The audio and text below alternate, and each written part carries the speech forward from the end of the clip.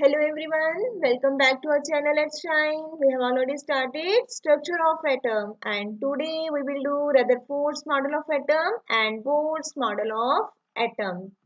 Okay, first we will do Rutherford's model of atom.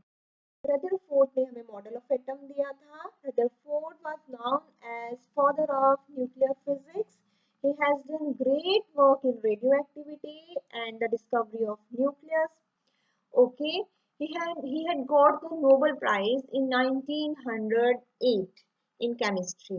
Now Rutherford ने जो हमें model of atom दिया था उससे पहले जो एक्सपेरिमेंट किया था अल्फा स्कैटरिंग एक्सपेरिमेंट उसके बेसिस पे उसकी ऑब्जर्वेशन के बेसिस पे उन्होंने हमें मॉडल ऑफ एटम दिया. ठीक है, उन्होंने अपने एक्सपेरिमेंट में क्या किया, Rutherford allowed a beam of fast moving alpha particles. Fast moving बहुत स्पीड से अल्फा पार्टिकल्स किस पे किए थे, थिन गोल्ड फाइल पे फॉल किए थे. ठीक है, इन अल्फा पार्टिकल्स क्या थे, हैविंग पॉजिटिव चार्ज. ये अल्फा पार्टिकल्स जो थे ये डबल चार्ज हीलियम पार्टिकल्स थे. ठीक है, उनका जो है मास वो कितना था, 4 माइक्रोन. ठीक है, इन्होंने क्यों चूज किया अल्फा पार्टिकल्स, क्योंकि इनमें ट्रिमेंडस एनर्जी होती है. ठीक है, और ये पॉजिटिवली चार्ज थे, ये पॉइंट आप याद रखेंगे. और किस पे फॉल किए थे, थिन गोल्ड फाइल, गोल्ड की फाइल पतली सी.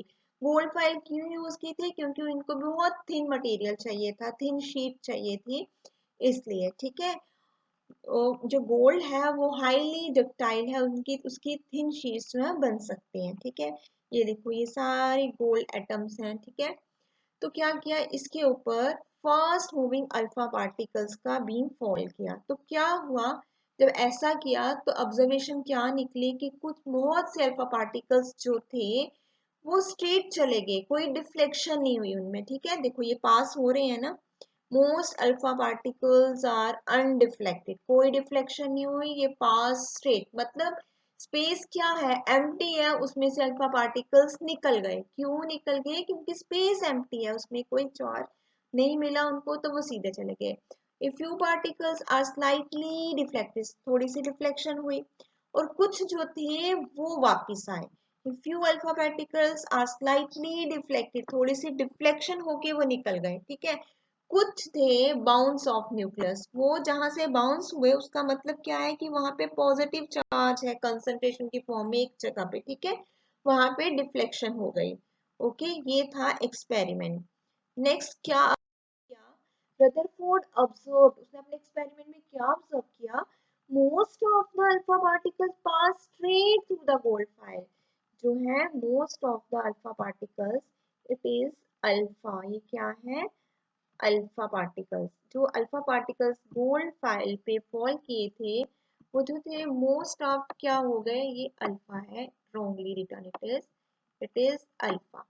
जो मैक्सिमम अल्फा पार्टिकल्स थे वो पास हो गए straight through the gold file, मतलब स्पेस एम्प्टी मिल गई उनको. Some of the alpha, again it is return wrong, these all are alpha particles, these all are alpha particles. Some of the alpha particles were slightly deflect, कुछ में थोड़ी सी deflection हुई थी ना, देखी आपने. और बहुत कम ऐसे पार्टिकल्स थे जो रिबाउंड हो गए, जो कि वापस हो गए. ठीक है, मोस्टली क्या हो गए, सीधे चले गए, स्ट्रेट चले गए, और कुछ में डिफ्लेक्शन हो गई थोड़ी सी, और जो पार्टिकल्स रिबाउंड हुए बहुत ही कम थे. ठीक है, we have seen in the. Now Rutherford उसने कंक्लूजन क्या निकाला कि most of the space inside the atom is empty. क्या बताया कि एटम के अंदर की maximum space, most of the space क्या है, एम्प्टी है, खाली है. कैसे पता चला, क्योंकि most of the particles pass through the gold file without getting deflection, बिना डिफ्लेक्शन के, without getting deflection they pass through the gold file, सीधे निकल गई थी ना वो, डिफ्लेक्शन हुई नहीं थी. इसका मतलब कि स्पेस क्या है एटम में, most of the space is empty. Very few particles were deflected, बहुत कम डिफ्लेक्शन हुई थी. कैसी डिफ्लेक्शन हुई थी, ऐसे देखेंगे, ऐसे देखा था ना, ऐसे डिफ्लेक्ट हो रहे थे from the path, indicating that the positive charge of the atom occupies little space. कि पॉजिटिव चार्ज जो है बहुत कम स्पेस पे है, जहां पे पॉजिटिव चार्ज जो है वो कंसंट्रेटेड है, वहां से तो वो वापस आ गए थे, ठीक है। Very small fraction of alpha, it is again wrong हो गया है, ये अल्फा है। Alpha particles were deflected by 180 degree, ठीक है। 180 डिग्री से कौन से डिफ्लेक्ट, बहुत कम हुए थे। इससे क्या पता चलता है, indicating that all the positive charge, जितना भी एटम के अंदर पॉजिटिव चार्ज या मास है ऑफ गोल्ड एटम, वो कंसंट्रेटेड है स्मॉल स्पेस पे। मतलब अगर ये हम मान लें एटम है बिग साइज का, तो जो इसका पॉजिटिव चार्ज है वो कंसंट्रेटेड है बहुत छोटी स्पेस पे, ठीक है। बाकी एटम क्या उसने बताया कि क्या है, एम्प्टी है, ठीक है। Very small fraction of alpha particles were deflected, और यहाँ से क्या हो गई, जहाँ पे न्यूक्लियस यहाँ पे पॉजिटिव चार्ज कंसंट्रेटेड है, वहां से डिफ्लेक्शन हो गई 180 डिग्री, और बहुत कम डिफ्लेक्शन हुई। इसका मतलब जो पॉजिटिव चार्ज है वो एक स्मॉल स्पेस में कंसंट्रेटेड है एटम के अंदर, और maximum space, most of the space क्या है, एम्प्टी है, ठीक है। फ्रॉम द डाटा उसने ये भी पता किया, ही आल्सो कैलकुलेशन की कि radius of the nucleus, nucleus मतलब जहाँ पे पॉजिटिव चार्ज कंसंट्रेटेड है, is about 5 times less than the radius of the atom. मतलब जो एटम की रेडियस है, मैथ्स करते हैं ना, रेडियस सबको पता है ना क्या होती है, जो एटम की रेडियस है उससे 10⁵ टाइम्स लेस है न्यूक्लियस की रेडियस, की न्यूक्लियस इतना छोटा है एटम के अंदर as compared to size of atom. जो मैंने डायग्राम पहले से बना दी थी वो ऐसे ही बनी है, वो आप यूज नहीं करोगे कहीं पे भी, ठीक है, क्योंकि वो ठीक नहीं बनी। मैं आपको सिर्फ शो करना चाहती थी, लेकिन इसके साथ मैं बना नहीं पाई, ठीक है। Okay, now drawbacks of Rutherford model of atom. ये जो एटम का मॉडल दिया ये बिल्कुल ठीक नहीं था, क्योंकि इसके कुछ ड्रॉबैक्स हैं, उससे हमें पता चलता है। क्या है कि रदरफोर्ड ने क्या बताया, उसने ऐसा बताया कि इलेक्ट्रॉन्स जो हैं वो सर्कुलर पाथ में घूम रहे हैं, ठीक है। बीच में क्या है, पॉजिटिव चार्ज है, इलेक्ट्रॉन्स क्या है, नेगेटिव चार्ज है, वो घूम रहे हैं सर्कुलर पाथ में। आपको पता है अगर कोई पार्टिकल सर्कुलर पाथ में घूमता है तो उसको अपने आप एक्सेलरेशन मिलती है। जब उसको एक्सेलरेशन मिलेगी तो क्या होगा, वो एनर्जी रेडिएट करेगा। जब एनर्जी रेडिएट हो जाएगी, निकलेगी, तो उसमें लॉस ऑफ एनर्जी हो जाएगा। जब एनर्जी लॉस होएगा है तो it will fall in the nucleus, तो एटम क्या हो गया फिर, अनस्टेबल। पर हमें तो पता है जो एटम है वो स्टेबल है। फिर यही ड्रॉबैक है कि वो इस चीज को एक्सप्लेन नहीं कर पाया कि इलेक्ट्रॉन्स कैसे मूव कर रहे हैं। अगर मूव कर रहे हैं सर्कुलर पाथ में तो वो एक्सेलरेशन मिल रही है, एक्सेलरेशन मिल रही है तो वो एनर्जी लूज कर रहे हैं, जब लूज करें तो वो गिर जाएंगे। तो फिर उससे क्या होगा कि एटम स्टेबल नहीं होगा, बट हमें तो पता है कि एटम स्टेबल है। ये जो है ये बात वो पूरी तरह से हमें एक्सप्लेन नहीं कर पाया। Any particle in a circular orbit would undergo acceleration, and during acceleration the charged particle would radiate energy, ठीक है। चार्ज पार्टिकल्स में से, चार्ज पार्टिकल है ना इलेक्ट्रॉन्स, तो वो क्या करेंगे, एनर्जी रेडिएट कर देंगे। So the revolving electron would lose energy, तो अपनी एनर्जी को क्या कर देंगे, घूमते घूमते एनर्जी उनकी लूज हो जाएगी, एंड फॉल, वो गिर जाएंगे, कहाँ गिर जाएंगे, इन द न्यूक्लियस। तो एटम वुड बी, एटम क्या हो जाएगा, और इलेक्ट्रॉन्स न्यूक्लियस में गिर जाएंगे, अनस्टेबल हो जाएगा।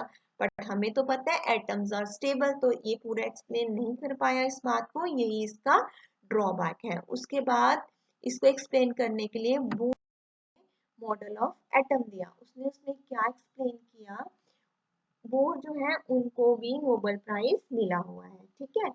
उन्होंने क्या बताया, ओनली सर्टन जो इलेक्ट्रॉन्स हैं वो स्पेशल ऑर्बिट्स में घूमते हैं, कोई ऐसे नॉर्मल ऑर्बिट्स में नहीं घूमते कि वो एनर्जी लूज हो जाएगी, वो न्यूक्लियस में गिर जाएंगे, नो। वो ने इस बात को एक्सप्लेन किया। उन्होंने बताया ओनली सर्टन स्पेशल टाइप की ऑर्बिट्स हैं, उनको हम क्या बोलते हैं, क्या नाम दिया, discrete orbits of electrons are allowed inside the atom. Atom के अंदर जो ऑर्बिट्स हैं, ठीक है, उनको हम क्या नाम दे दिया, डिस्क्रीट ऑर्बिट्स, उसमें इलेक्ट्रॉन्स घूमते हैं। वाइल रिवॉल्विंग इन डिस्क्रीट ऑर्बिट्स, जब उन डिस्क्रीट ऑर्बिट्स में इलेक्ट्रॉन्स घूमते हैं, डू नॉट रेडिएट एनर्जी, उन उन इलेक्ट्रॉन ऑर्बिट्स में क्या है कि उसमें घूमते घूमते इलेक्ट्रॉन्स जो हैं एनर्जी रेडिएट नहीं करते।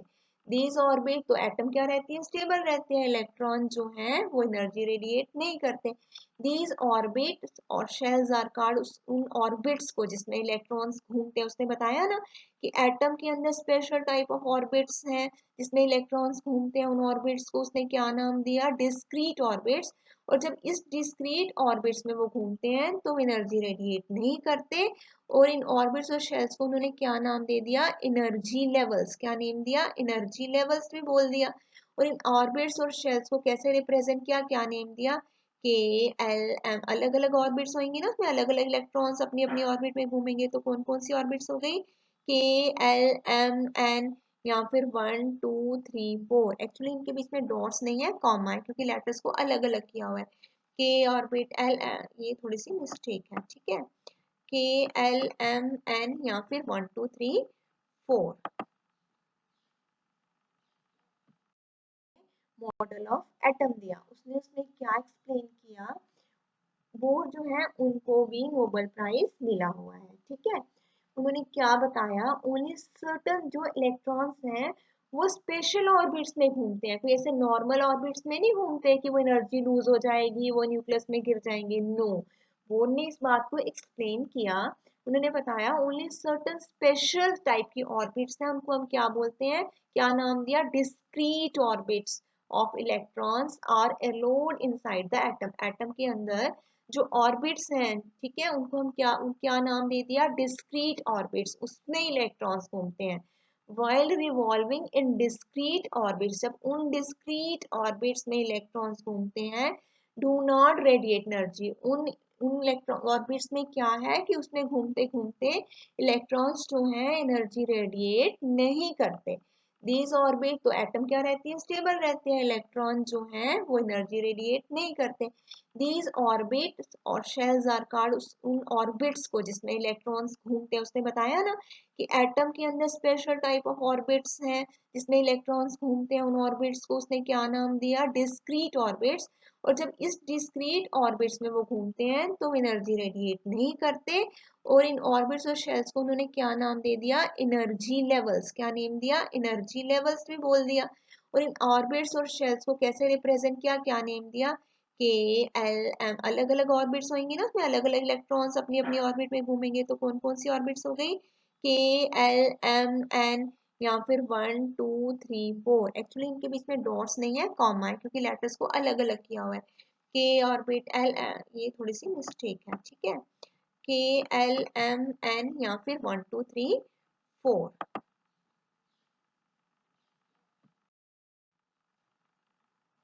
Okay, thanks for watching my channel. For more videos, please like and subscribe my channel.